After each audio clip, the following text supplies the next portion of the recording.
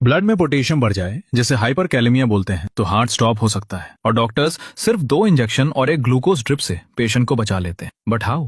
सबसे पहले समझो हाइपरकैलेमिया में होता क्या है। नॉर्मल बॉडी में पोटेशियम सेल्स के अंदर हाई और ब्लड में कम होता है। इसी डिफरेंस से हार्ट की इलेक्ट्रिसिटी चलती है। जब ब्लड में पोटेशियम बढ़ जाता है तो ये डिफरेंस कम हो जाता है और हार्ट के सेल्स हाफ एक्टिवेटेड स्टेट में आ जाते हैं। मतलब उनका रेस्टिंग लेवल जो -90 मिलीवोल्ट्स होता है वो ऊपर शिफ्ट होके -70 मिलीवोल्ट्स के पास आ जाता है। इस स्टेट में sodium ion channels properly reset नहीं होते, क्योंकि उन्हें रीसेट होने के लिए ज्यादा नेगेटिव लेवल चाहिए होता है। रिजल्ट क्या होता है? Electrical signal slow, conduction weak, ECG में पहले पीक्ड टी वेव्स, फिर क्यूआरएस वाइड और आगे चलो के कार्डियक अरेस्ट तक हो सकता है। इसीलिए इमरजेंसी में सबसे पहले कैल्शियम ग्लूकोनेट इंट्रावीनस दिया जाता है। ये पोटेशियम को कम नहीं करता, बल्कि हार्ट को तुरंत स्टेबलाइज करता है। अब एक कॉन्सेप्ट समझो पहले, थ्रेशहोल्ड ऊपर शिफ्ट का कॉन्सेप्ट। हार्ट सेल में 2 लेवल्स होते हैं, रेस्टिंग लेवल यानी -90 मिलीवोल्ट्स और थ्रेशोल्ड लेवल यानी -65, जहां से सेल फायर करता है। हाइपरकैलेमिया में रेस्टिंग -70 मिलीवोल्ट्स हो जाता है। इट मींस थ्रेशोल्ड वैल्यू -65 के बहुत पास आ गए,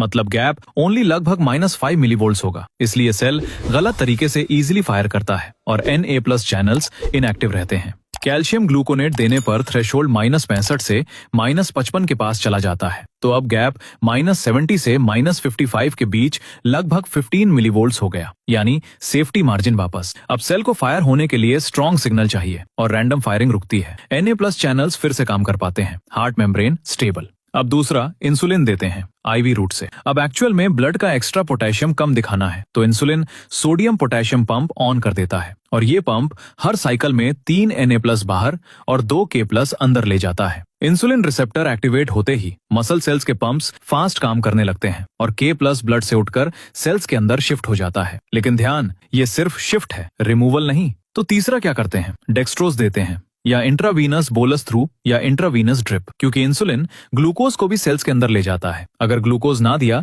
तो हाइपोग्लाइसीमिया हो सकता है और ब्रेन के लिए डेंजरस है। इसलिए डेक्सट्रोज दिया जाता है ताकि ब्लड शुगर स्टेबल रहे और इंसुलिन सेफली अपना पोटेशियम शिफ्टिंग काम करता रहे। और लास्ट इंपॉर्टेंट बात, ये सब टेम्पररी इमरजेंसी स्टेबलाइजेशन है। असली ट्रीटमेंट में पोटेशियम को बॉडी से निकालना पड़ता है, डायूरेटिक्स और डायलिसिस से, वरना लेवल वापस बढ़ सकता है और रिस्क फिर आ जाता है।